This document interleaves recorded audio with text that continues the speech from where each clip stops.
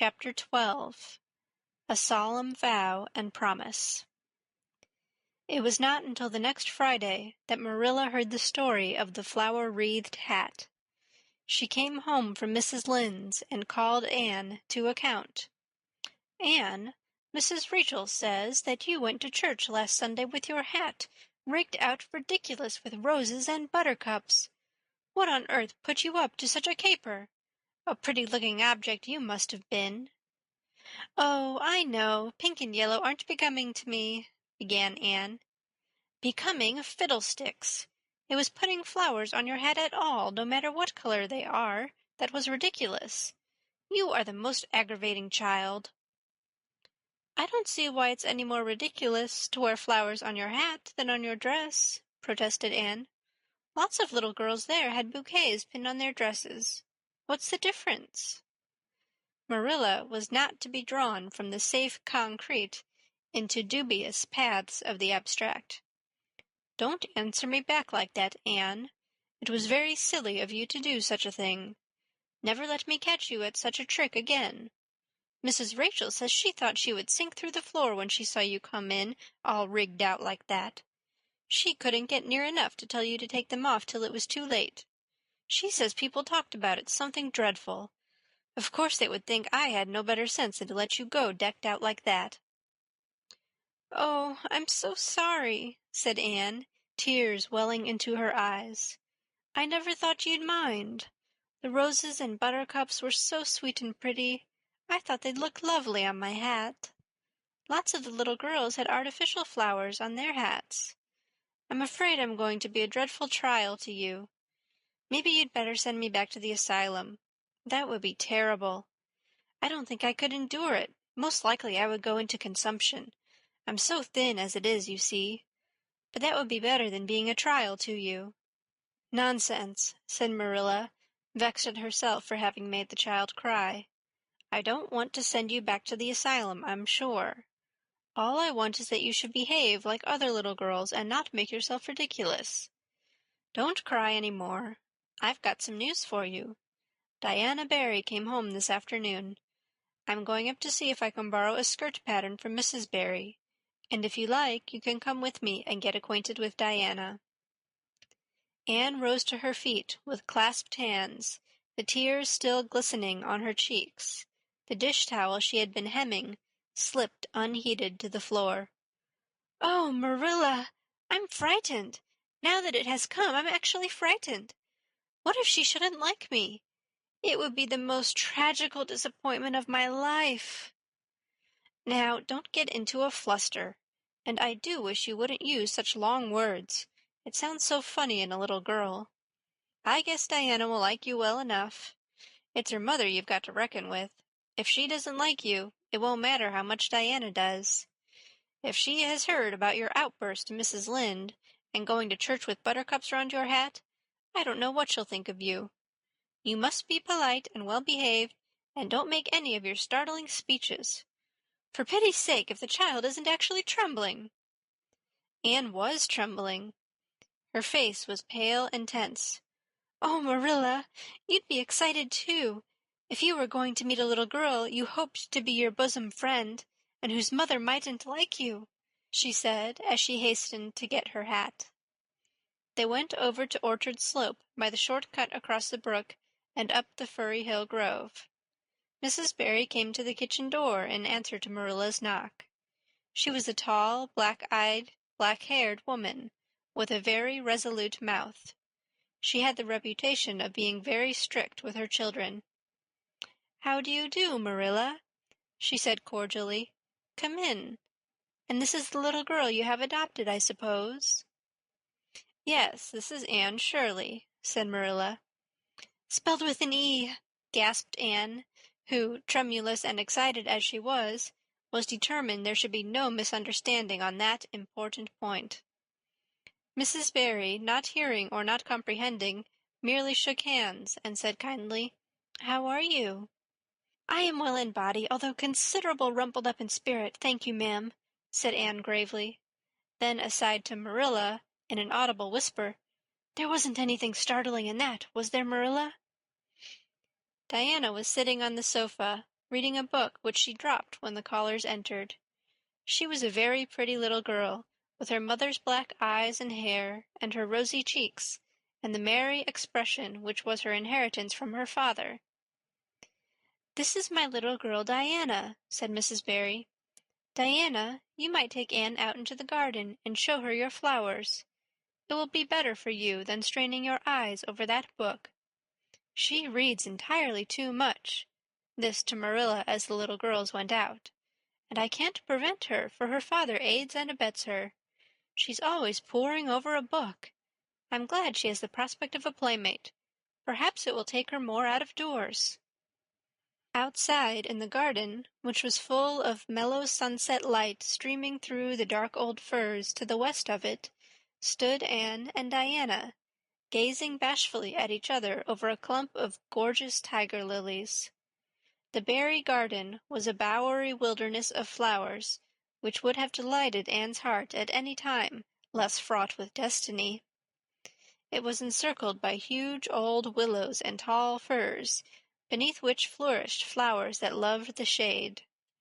Prim, right-angled paths, neatly bordered with clamshells, intersected it like moist red ribbons, and in the beds between old-fashioned flowers ran riot.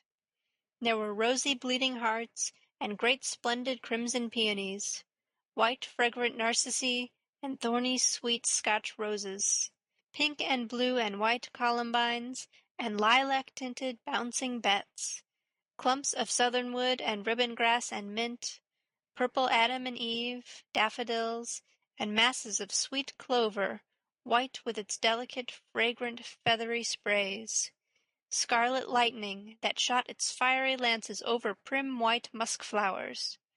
A garden it was where sunshine lingered, and bees hummed, and winds, beguiled into loitering, purred and rustled. "Oh, Diana," said Anne at last, clasping her hands and speaking almost in a whisper.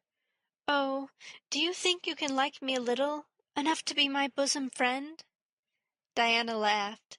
Diana always laughed before she spoke. "Why, I guess so," she said frankly. "I'm awfully glad you've come to live at Green Gables. It will be jolly to have somebody to play with. There isn't any other girl who lives near enough to play with, and I've no sisters big enough." "Will you swear to be my friend forever and ever?" demanded Anne eagerly. Diana looked shocked. "Why, it's dreadfully wicked to swear," she said rebukingly. "Oh, no, not my kind of swearing. There are two kinds, you know." "I never heard of but one kind," said Diana doubtfully. "There really is another. Oh, it isn't wicked at all. It just means vowing and promising solemnly." "Well, I don't mind doing that," agreed Diana, relieved. "How do you do it?" "We must join hands, so," said Anne gravely. "It ought to be over running water. We'll just imagine this path is running water. I'll repeat the oath first. I solemnly swear to be faithful to my bosom friend Diana Barry, as long as the sun and moon shall endure. Now you say it and put my name in."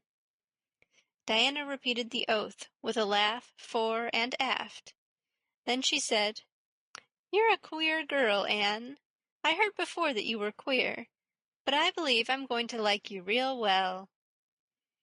When Marilla and Anne went home, Diana went with them as far as the log bridge. The two little girls walked with their arms about each other. At the brook they parted with many promises to spend the next afternoon together. "Well, did you find Diana a kindred spirit?" asked Marilla as they went up through the garden of Green Gables. "Oh, yes," sighed Anne, blissfully unconscious of any sarcasm on Marilla's part. "Oh, Marilla, I'm the happiest girl on Prince Edward Island this very moment. I assure you I'll say my prayers with a right good will tonight. Diana and I are going to build a playhouse in Mr. William Bell's birch grove tomorrow. Can I have those broken pieces of china that are out in the woodshed? Diana's birthday is in February, and mine is in March. Don't you think that is a very strange coincidence? Diana is going to lend me a book to read, She says it's perfectly splendid and tremendously exciting. She's going to show me a place back in the woods where rice lilies grow. Don't you think Diana has got very soulful eyes? I wish I had soulful eyes. Diana is going to teach me to sing a song called Nellie in the Hazel Dell. She's going to give me a picture to put up in my room. It's a perfectly beautiful picture, she says. A lovely lady in a pale blue silk dress. A sewing machine agent gave it to her. I wish I had something to give Diana. I'm an inch taller than Diana, but she is ever so much fatter. She says she'd like to be thin because it's so much more graceful, but I'm afraid she only said it to soothe my feelings. We're going to the shore some day to gather shells. We've agreed to call the spring down by the log bridge the Dryad's Bubble. Isn't that a perfectly elegant name? I read a story once about a spring called that. A dryad is sort of a grown-up fairy, I think. Well, all I hope is you won't talk Diana to death, said Marilla. But remember this in all your planning, Anne. You're not going to play all the time, nor most of it. You have your work to do, and it'll have to be done first. Anne's cup of happiness was full, and Matthew caused it to overflow. He had just got home from a trip to the store at Carmody, and he sheepishly produced a small parcel from his pocket and handed it to Anne, with a deprecatory look at Marilla. I heard you say you liked chocolate sweeties, so I got you some, he said. Humph, sniffed Marilla. It'll ruin her teeth and stomach. There, there, child, don't look so dismal. You can eat those since Matthew has gone and got them. He'd better have brought you peppermints. They're wholesomer. Don't sicken yourself eating all them at once now. Oh, no, indeed, I won't, said Anne eagerly. I'll just eat one tonight, Marilla, and I can give Diana half of them, can't I? The other half will taste twice as sweet to me if I give some to her. It's delightful to think I have something to give her. I will say it for the child, said Marilla when Anne had gone to her gable. She isn't stingy. I'm glad, for of all faults I detest stinginess in a child. Dear me, it's only 3 weeks since she came, and it seems as if she'd been here always. I can't imagine the place without her. Now, don't be looking I told you so, Matthew. That's bad enough in a woman, but it isn't to be endured in a man. I'm perfectly willing to own up that I'm glad I consented to keep the child, and that I'm getting fond of her. But don't you rub it in, Matthew Cuthbert.